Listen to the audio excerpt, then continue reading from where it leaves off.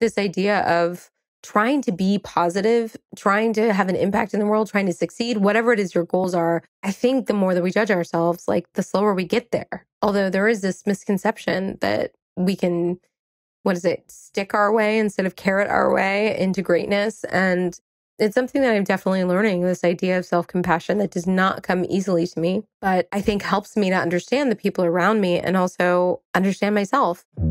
This is Only the Bold, where I, your dazzling ADHD having compulsively curious host, have deep, fascinating, raw, real, surprising, and delightful. Did I ever say delightful? I don't know. But just the best sparkle-tastic conversations with fabulous, rad, wonderful humans. And today, that human happens to be myself because you know what? I'm professing my coolness right here, right now to you, my general sparkitality.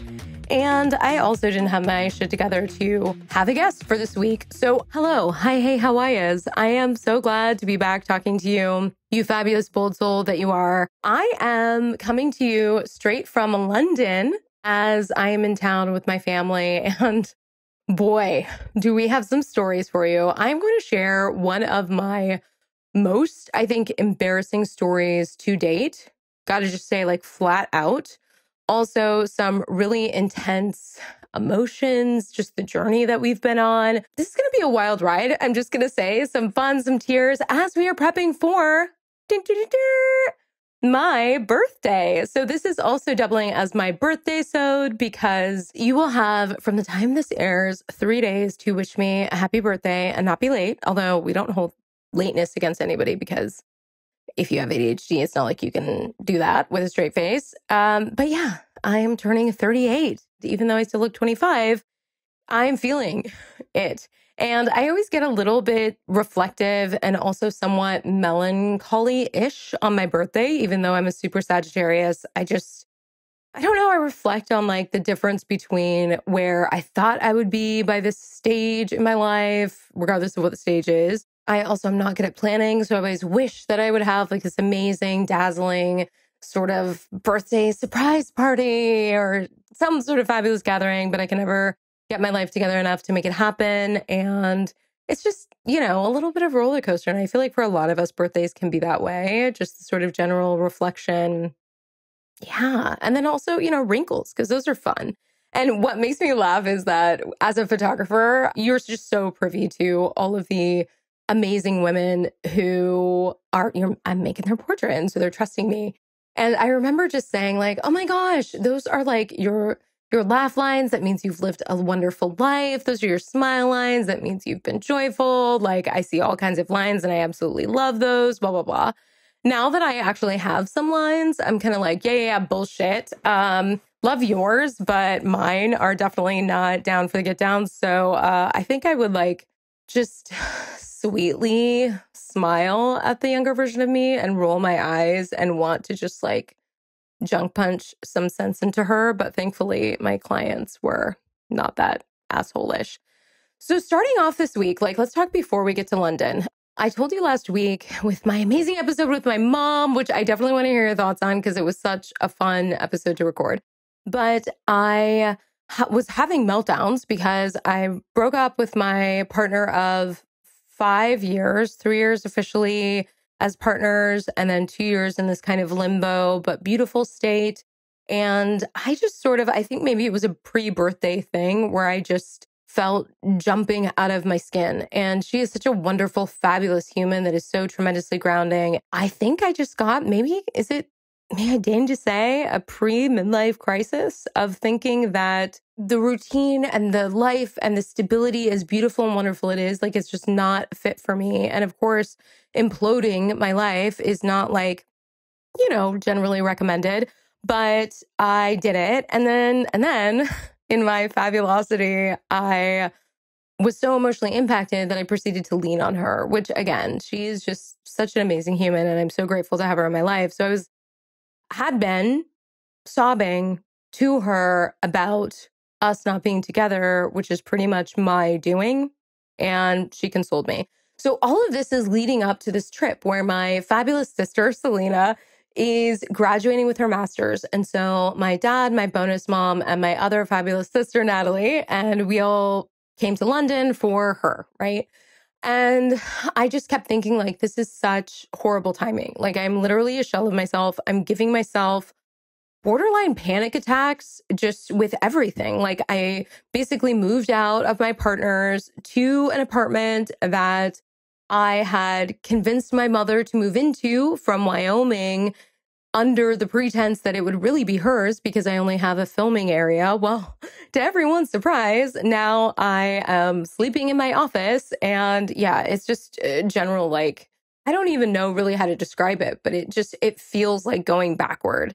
Even though I know sometimes when you're going forward, there's like that, what is it? 2 steps forward, 1 step back. I don't know. I think it's supposed to be encouraging, but it always manages to seem discouraging when people say it. But anyways, there's forward momentum, even if it's not feeling like it. But, when you're in your, I guess I'm officially almost late 30s now, and then you're sleeping on a mattress and don't even have a bed frame and you're crying yourself to sleep, it really does not feel like you are on an optimal life path. So I've been having these kind of breakdowns. And even though I definitely wanted to come to London, I just could not get my mind together.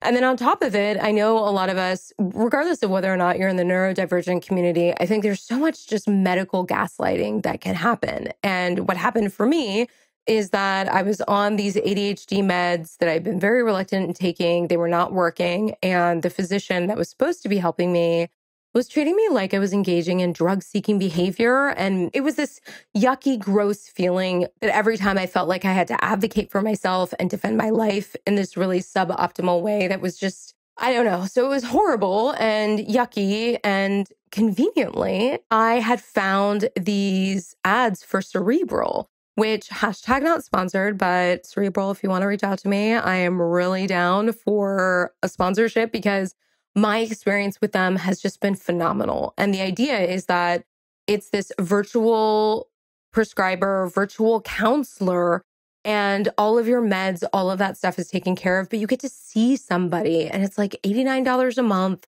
plus your medication.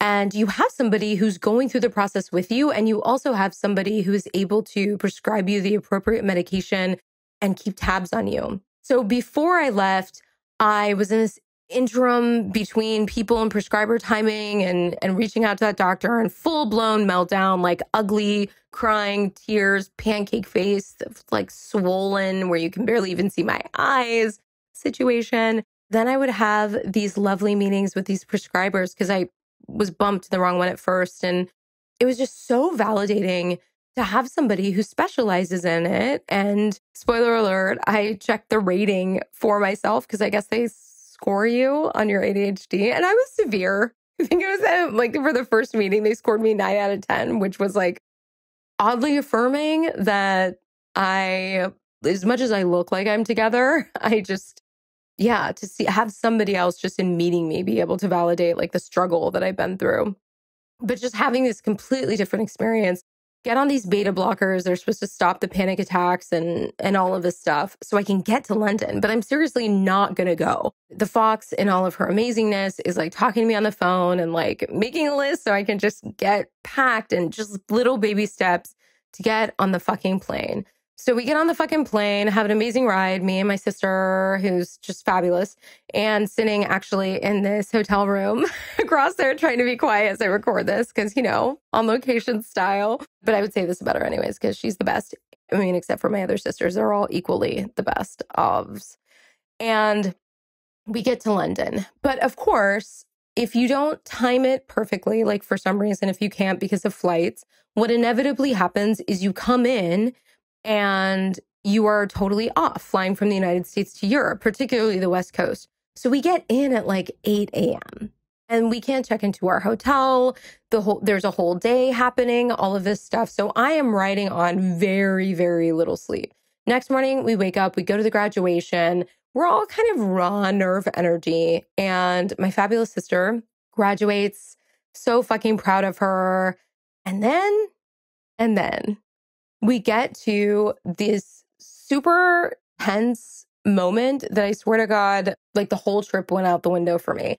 And it's one of these things that like, as a grown-up, you want to say that you have emotional regulation. You want to say that you have grown past some of the childhood stuff that the things that really you held on to. And for me particularly, I have a lot of stuff around my dad because my dad is my chosen dad. He met me when I was 2. So my dad, my bonus mom, my 3 out of my 4 younger sisters, we're all tied together through love and time, but not blood. And that feeling of adoption, not because I wasn't even legally adopted because of my biological father and all of this kind of stuff. So this feeling of belonging but not belonging has always been something that I've really wrestled with. And so the fact that we're all on this trip is amazing. However, and I should know better, but basically anytime that we do sort of a graduation thing, as you know, right? You do the ceremony, everybody rushes out and is trying to make pictures with their graduate. Now, myself, being a professional photographer for many years, I'm always the one tasked with making pictures. I should have anticipated that this would be like a stressful moment for my dad, but I didn't think about it, whatever. And as I'm trying to do the different groups, my sister with her great friend Kiki and blah, blah, blah, we're all moving through this. My dad just sort of comes in and starts steamrolling. Now, ping, ping, that is one of my like little kid, take me back to 5 years old triggers, right? Is feeling invalidated by my dad and feeling like I don't have space for my emotions, my timing, all of this kind of stuff. So he comes in and he starts like just very gruffly as he does saying, oh, no, this. And I just said, well, listen, I'm taking care of this. Literally a photographer over here. You don't need to worry.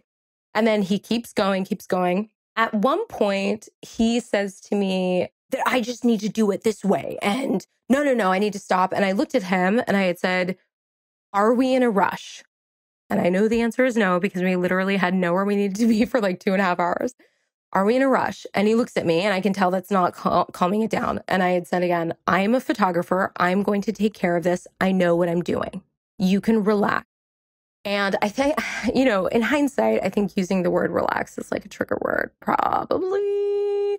Because then he just looked at me and he started going off. And so going off, I'm trying to not make it hyperbolic because in all fairness, it wasn't like he was like being super aggressive, but a big man very gruffly telling you what you need to do and where you need to be with all the 30 plus years of daddom and daughterdom and all of those dynamics. Like it just cut to the quick. And I looked at him and I said, you may not speak to me that way. And then, because you looked away and that thing that you do to little kids where you like move your face around to lock eyes with them again to make sure that they heard you. I did that to my dad, who's like 67 years old. And I like met his eyes and I said, you may not speak to me that way ever. And I felt very proud of myself because in that moment, I was just like, wow, like you actually in a clear, stern way asserted your boundaries, not being bitchy, not being inappropriate, still with full respect, but just being very clear. Well, of course, he didn't take it very well and he stormed off and we kept making pictures. At one point, like when it was time for him to be in the picture again, he said that he wasn't going to because I looked at him and he was like, no, I'm not going to. And then luckily our new cousin Dolores, who's like my new favorite find, definitely the highlight of our trip so far to London, looked at him and was like, come on. She has a beautiful British accent too. So she's like, come on, Thomas, get in. This is supposed to be a happy event. Let's do it. And so he goes in, but is just totally ignoring me.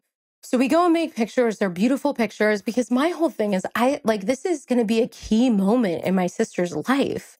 And I don't want anything to truncate that. I want to take the time, have her feel as beautiful, as amazing as possible. So she can look back on these pictures. If she has kids, she can share these pictures with her kids, like whatever it is that's going to really honor her, because this has been a huge accomplishment to get to this place. So I felt good in asserting myself, but I also was like really nervous of the fallout. And I have to say, my kid sister, Natalie, who's like 12 years younger than me, also had my back. As my dad was like stomping off, she looked at him and was like, you need to check yourself. He was not having that. So he like double stomped away real fast. Took himself to a timeout. I think it was funny because the energy was like we were going to be missing out on something. And we were all like, bye. Oh my gosh, this is so bad. Anyways, so we kept having this good time, whatever. But what I noticed is after that, because of the tension, he would not acknowledge me. And this is like when we talk about really core emotional triggers, because of my whole story of being invalidated, of not being enough, of not belonging, having my dad, my person, who's really, when you think about it, he's the link. He's the one who decided that I am a part of this family, even though like now, like my sisters have never known anything other than me being their sister, but there's still like this kind of primal, like, you're the one sort of vibe. And so having my dad not acknowledge me was so much. And actually, what it also brings to mind, which was really like this re-traumatizing feeling to me, was that when his dad, my granddad, died, there were sort of extenuating circumstances having to do with a piece of art that I made that we'll get back to it another time. But he, for the 3-day Catholic funeral, didn't acknowledge me at all the whole time. And thankfully, I had cousins and uncles who like really affirmed my place to be there, but my dad wouldn't do it. In hindsight, of course, I know that like the pain and the trauma, losing a parent, and also I think it was really difficult for him and all of his siblings to really, when their dad, our granddad, died, to really understand there was such a different relationship that our generation had with him than they got to have with him. They got the very authoritarian, success-based, I'm going to withhold love to make you stronger, better, faster father that, of course, my granddad really believed he needed to be to raise the kids that he felt they needed to be in a time that was very challenging and all of these extenuating circumstances. But as what inevitably happens with generations, by the time the grandkids started to come around, he had learned and he had changed and he had grown. So he became this really loving, supportive, kind, gentle soul. And I think it really did a number for his children to see that the unconditional love that they had always wanted and never really felt like they always had a grasp on, that the grandkids got it. Their children did. I have a lot of empathy because I feel like that must be a really difficult place to be in. When traumatic things happen, we all deal with it different ways. And so that's the way that he dealt with it. It just really impacted me. So, and then he since, after that, he wrote a letter. Like it was a really horrific time, but it was also a really healing time. So this experience took me right back there of like, okay. So I had even made this gesture to like kind of reconcile. He shut it down. I realized as I was kind of holding my ground and just like functioning, I was also quietly spinning out about it and like not as put together as I seemed because of all of this activation that I was having emotionally. So the next morning, like we go and talk about it, and it was just like the most charming and loving thing to really clearly see him as a person as well as a parent. And I feel like this is an arc that we all get to in varying degrees. And it's not like you ever just firmly get there because your parents are your parents and you have double standards. Like, it's like you're supposed to meet me. It's not a meet me halfway. Like you're the parent. Get over here. I was trying to have like a very emotionally informed conversation. That's not really the way he's wired. There was a moment where I literally had to ask, like, is this you apologizing? Is that what I'm hearing? Is that you're actually apologizing for it? And he's like, oh, yeah, of course. And I'm like, oh, okay. Thinking to myself, like, oh my gosh, that's totally not what I heard. What I heard was, it's unfortunate that situations like these happen. That doesn't sound like to me an apology. But I also felt this really earnest trying and desire, but coming to the situation with a different emotional vantage point, a different communication vantage point. And I feel like it was this moment where even though I had been really triggered and in my 5-year-oldness, I was able to meet him where he was and really appreciate that even though it sounded maybe different than I would want, he also has a 5-year-old in him. And we were able to meet and get over it. And then I really noticed all the gestures, with him and trying to like bring me back into the fold. And it was really sweet. And I'm really grateful for the whole arc of it. But it was just, it was just a lot. And I'm really done with a lotness. But wait, there's more. Through this journey, right? This emotional journey, emotional escalation, driving, all of this stuff. In the process, my stomach became upset because I have stomach issues. I have SIBO and and all of this stuff. And so my stomach just generally, now I just want to give you a warning. This is my super embarrassing story. And this is like full on TMI. So if you are at all queasy or weird about like bathroom stuff, you might just want to skip ahead. But we talk about shame on this podcast. We tell the truth about this podcast. I wouldn't feel right as a human if I kept this shitastrophe story to myself. Because it's really so mortifying that I'm like, this is what podcasts are for. And I fucking love you. And like, we're in like that. You're my inner circle. So let's do this. I'm sharing a hotel room with my sister and we come back. We have like an hour before we need to be at the next place. We're ripping and rolling, all these things. And we both have to go to the bathroom at the same time, pretty urgently. So my stomach is just like growling ferociously and I'm rocking back and forth and she's in the bathroom and I'm just like, okay, you got this. You can do this. You're fine. You're fine. You know, we got this. And at one point I'm like, no, we are like T minus 30 seconds out. We got to find a bathroom. Got to find a bathroom. So I am like sprinting to the elevator, trying to think, okay, there has to be a bathroom in the lobby. Like we got to go, like, you know, we got to make this happen. So I'm like, doing my little race walking into the cafe and waiting because they're helping somebody and no, there's no bathroom there. And they point down to the end of the hall, the other end of this hotel. And so I'm like sprinting there. At this point, I know that it is low key, high key going to be explosive. So I need to try to have as much privacy as possible. So I like race up to the door and there is a men's, there's a women's, and then there's a single, it looks like a single stall. It's disabled bathroom, whatever. And so I'm like, okay, it looks like it's going to be a single star. So I run into there. Well, it turns out it's a double stall, but it's still way more private than anything else. So I run in there, I get down, like not a second too soon. And I get down and it is like a full on hot lava, explosive, all the sounds happening situation. And I am just like so mortified, like sitting there, like rocking back and forth, like just like, oh my gosh. And I think I need to courtesy flush, obviously, because like there's no way I can let all of this energy compound, right? There's on the off chance somebody comes in here, there's no way. So I am looking around me because the flushers, whatever that's called, the toilet flushers are not immediately obvious in London. And this is my first time, whatever. And so I think, okay, I'm in the disability bathroom and I look over and there's this red cord that looks like, oh my gosh, it's long enough. This makes sense. So if somebody, you know, can't turn all the way around, like, yes, okay. So I pull it. All of a sudden I hear, wah, wah, wah.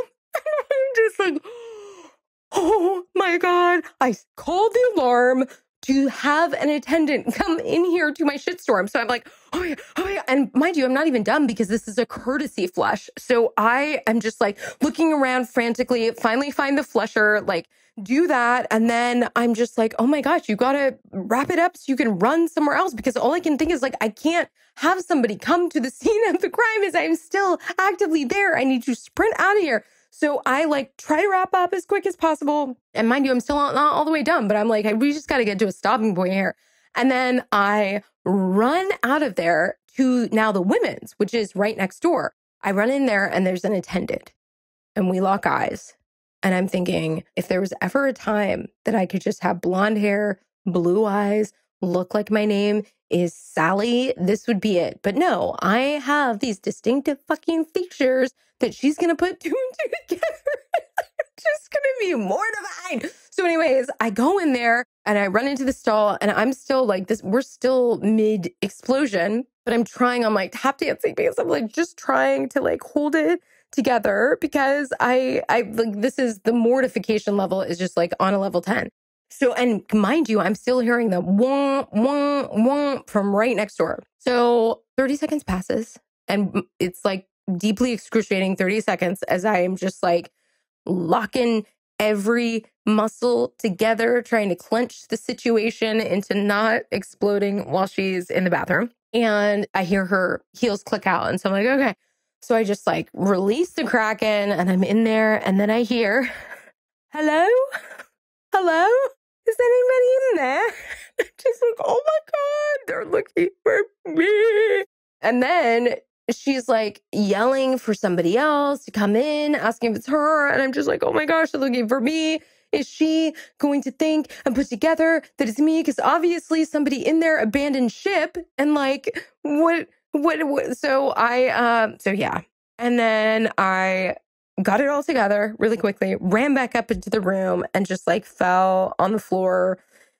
Just, I mean, really, like my whole face was just like drained of blood because I was like, so I don't think I've ever been that embarrassed ever, except when I had a crush on Andrew Kirkland in like the 11th grade. And he asked me what my favorite movie was. And I panicked and I said something stupid like that kind of like, this knocks it out of the park. So that happened. So by this time, I am just exhausted. Every fiber of my being. I've been fighting. I've been shitting my face off. I am just like done.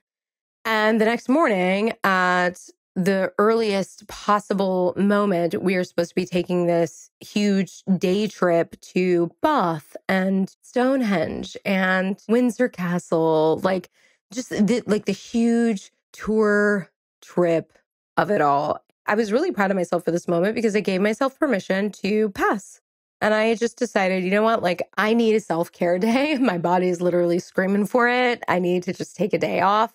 And yes, that means I won't see the amazing alien-rich artifacts that have been there for eons, and I just have to make do. So I felt like relieved. I got to sleep in because also the thing is like between my health stuff and also my age, I am not able to rebound. And I'm watching my 20-something sisters just like bing, drink, bing, like wake up like nobody's business. And I cannot. So I slept in super late. But now I have the whole day to myself. So it's kind of like, well, what does a self-care day look like for me? It was really weird asking myself that question in solitude and space and really just thinking about what it would look like for me. Adjacent to a lot of this stuff, I had seen below our hotel, there was like this little cute piercing situation. It was like cheap jewelry where they do a piercing gun. And I said, that would be cool. Like, I think I would like some cool girl piercings. I love the idea of just having your style emanate from you. And I love jewelry and things like that. And I've just been seeing like these really cool curated ear piercings. And I thought, okay, let's do this. So I do this because I do everything to a 10. I did this like mock up on Canva, which was really great. I made a YouTube video about it. And it was just fun to like do my own research, make pictures of my ears, figure out what I think would look very cool. Cause I'm an artist, right? I can't just leave that shit to chance. So I walked down there, like just blithely unaware of like pretty much everything. The lovely woman looks at me and she's like, so, most of what you want is actually cartilage piercing and those cannot be done here. So you would have to go somewhere else. And so I think, okay, well, I'll just look something up. So I'm Google mapping. And one of the things that's always challenging to me about traveling in general is I grew up between Portland and New York. And whilst I was in New York, my grandmother would always say, you need to always look like you know where you're going because people will take advantage of you. Like you always need to look like you know where you're going.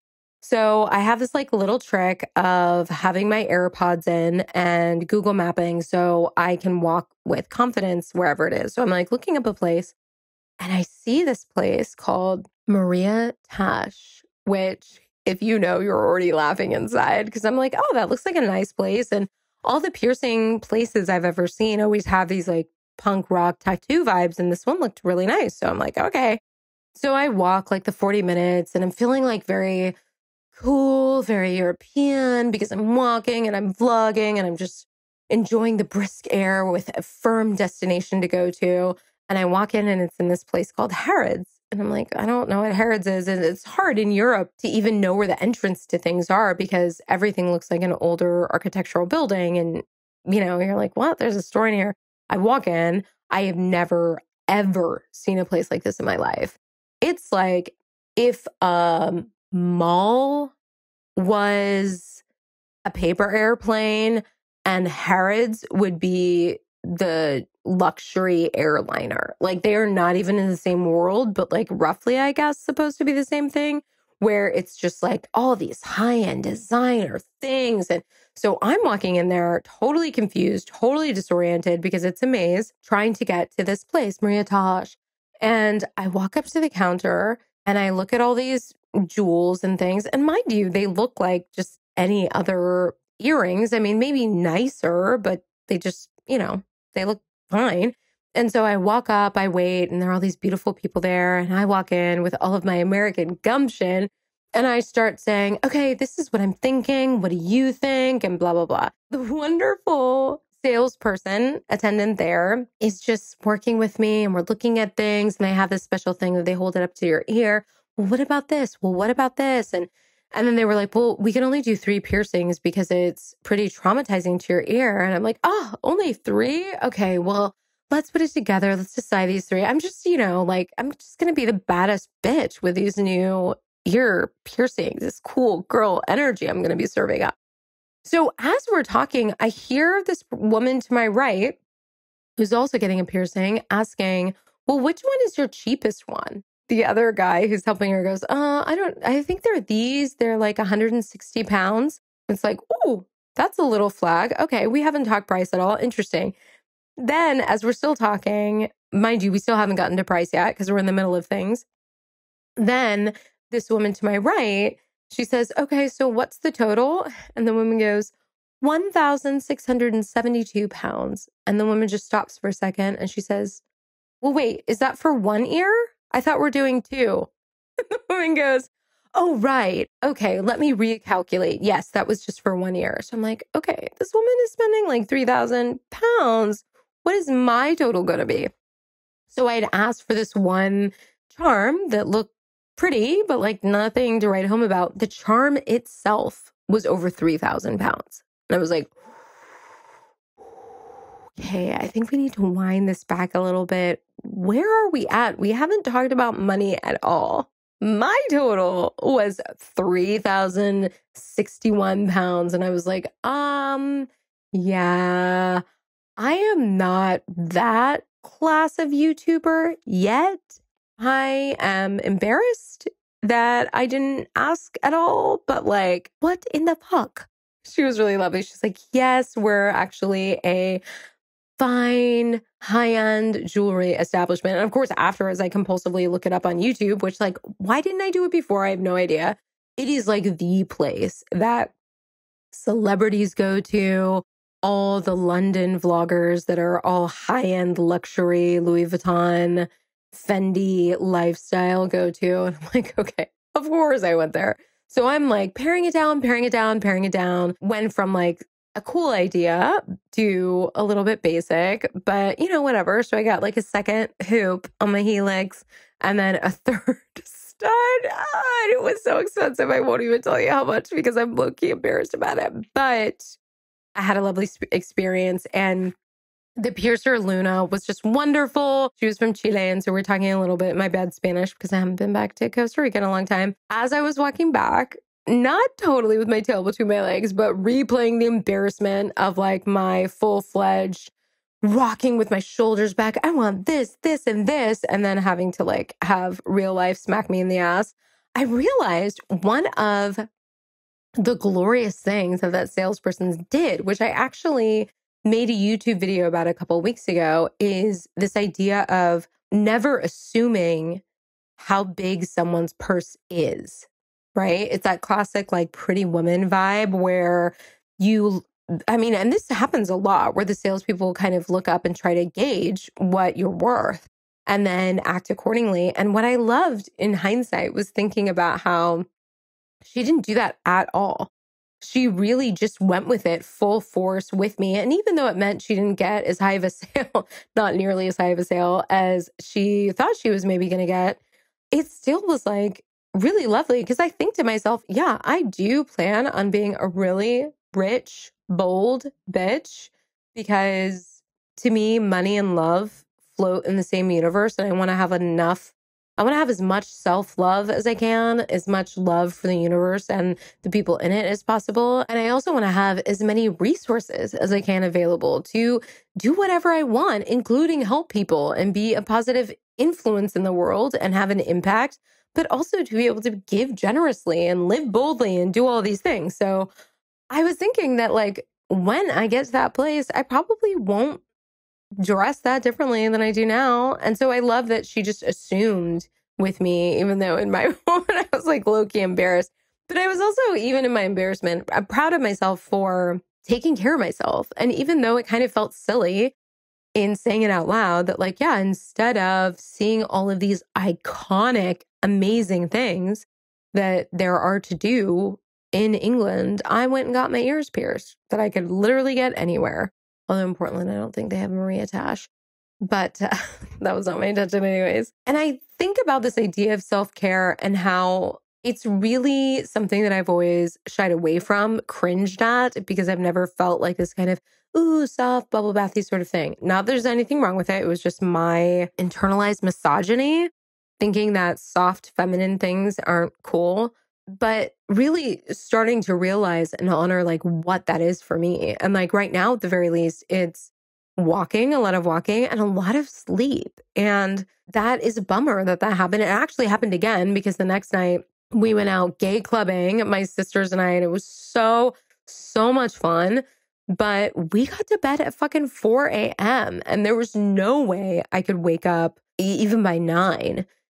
So I missed the second tour day, the Tower of London, Parliament, all the totally iconic things. So like really when you ask me what I did in London, it will be hanging out with my sisters, gay clubbing, and getting my ears pierced, which is totally like shake my head. But also, I don't know, I'm kind of okay with it. I'm a little bit bummed, but I also like I'm in this place of trying to really honor and allow and going back to this idea that I wasn't really in the best headspace to begin with, barely even made it over here. Can it be okay that my trip is not the same as my ideal version of a trip would be? Can it be okay that who I am right now is not the person that I thought I should be or wanted to be fully? Is it okay that my body isn't 100% in line with what I see for it and that it's going to take more healing and more time and patience to get there? Yes. Can I be okay with all of that? Yes. And also, only if I do a lot of work to try to stay emotionally centered and be really radically honest about all of it, because it is hard with this idea of judgment. And I think self-judgment is probably the root of all of it. All judgment ever to have happened. And really this idea of trying to be positive, trying to have an impact in the world, trying to succeed, whatever it is your goals are. I think the more that we judge ourselves, like the slower we get there. Although there is this misconception that we can, what is it, stick our way instead of carrot our way into greatness. And it's something that I'm definitely learning, this idea of self-compassion that does not come easily to me, but I think helps me to understand the people around me and also understand myself. So instead of doing a lot of the London stuff, I've been making amazing memories. I've been taking care of this body that has been rocking with me for almost 38 years. I have been in the midst of like this really amazing place. And even though I haven't like seen a lot of the tourist stuff, there's just something so beautiful about like walking down the street and hearing so many different languages. Like I made a friend named Mo from Egypt. They both at this like food stand saw me like looking intently. They were speaking. They were like, "Do you speak Arabic?" I had said, "No, not yet, but I really want to." They had said, "Well, we could tell you were looking and you look Arab." And I was like, oh, I love that.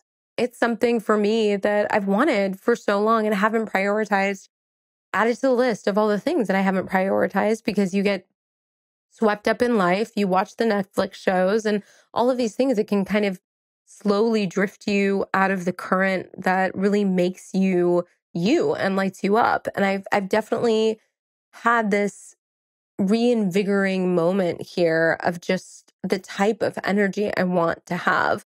Like I think I want to design some jewelry because like Maria Tosh is great, but like I really feel like I have energy to have in that department. Like I have a style and a vibe that I could create cool things with. I really want to learn language. I really want to just be out there doing different things in the world instead of letting life kind of roll me. I want to actively be in charge of where my life is rolling. And I think this idea of turning another year, reflecting on this year, it is difficult because, of course, we've been living in this weird pandemic era. But I wonder this for me and also for you, like, is it possible to really love yourself exactly as you are in the now and also really love your future self that you are hoping for, striving for, manifesting, and love the journey as you close that gap or as it morphs and changes? I know that the answer is yes, but I don't think it's a straight line in getting there. And depending on our stories, depending on our traumas, depending on our family dynamics, depending on our health, there are so many potential obstacles to having that self compassion and also having that faith that we can really live into the person that we want to be. But I am holding out hope that I'm going to do it, that this year is going to be the year. 38, baby.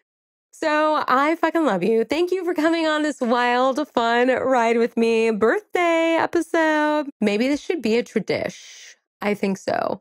And I would love to hear from you. I mean, as always, if the episode resonates, I will love you forever, regardless. But if you feel it in your soul, in your life, to share it with a friend, to reach out on Instagram, screenshot it, share it to your story, whatever it is, that just helps us grow and is amazing. But I also would love to hear from you. And to be honest, I don't always get back to everyone in a timely way because I say that, oh, all my fans. No, but because of my ADHD, sometimes I get very overwhelmed, but every single one means something to me.